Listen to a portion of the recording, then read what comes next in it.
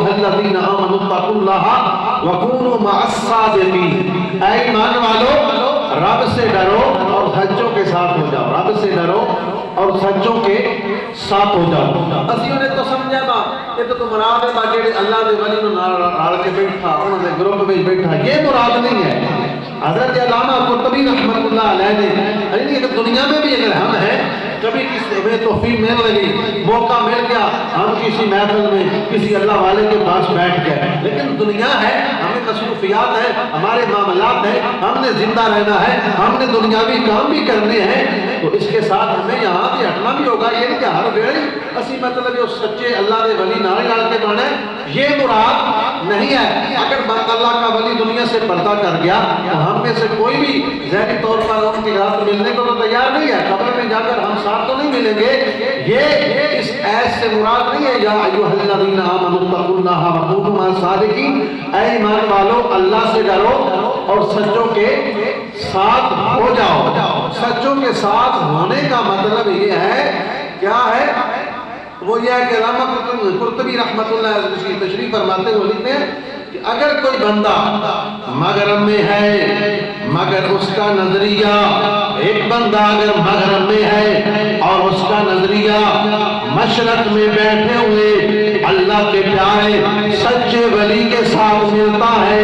اس پیارے ولی کے ساتھ جو اس کی خوبصورت زندگی ہے، جس وجہ سے وہ اللہ کا پیارا بن گیا،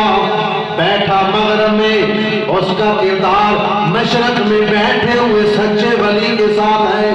یعنی جو نظریہ جو سوچ اس اللہ کے پیارے کی ہے، جس طرح وہ عبادت کرتا ہے رب کی، اسی طرح یہ مغرب میں بیٹھ کر رہا ہے۔ اس ایس سے مراد یہ ہے کہ آپ جہاں بھی رہیں سچوں کا جو نظریہ ہے اس کے ساتھ رہیں، جو وہ عمل کرتے ہیں آپ بھی وہ کریں، ان کی جماعت میں شامل ہو جائیں۔ تو برادران اسلام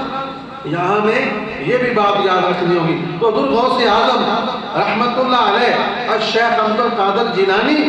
آج بھی ان کی تعلیمات، آج بھی ان کی یہ کتاب میرے سامنے پڑی ہوئی ہے جو ان کے ہاتھوں کی لکھی ہوئی ہے، تو حضور غوث اعظم کی کتاب موجود ہے، اس میں آپ نے اپنا علمی جو ہے چیزیں لکھی ہیں،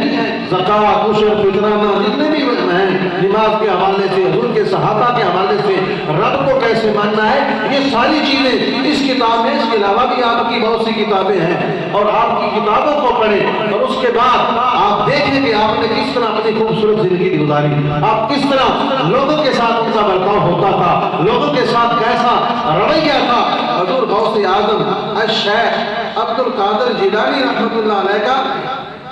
تو ولایت کرامت کا نام کا نہیں ہے، ولی ہونا کرامات کا نام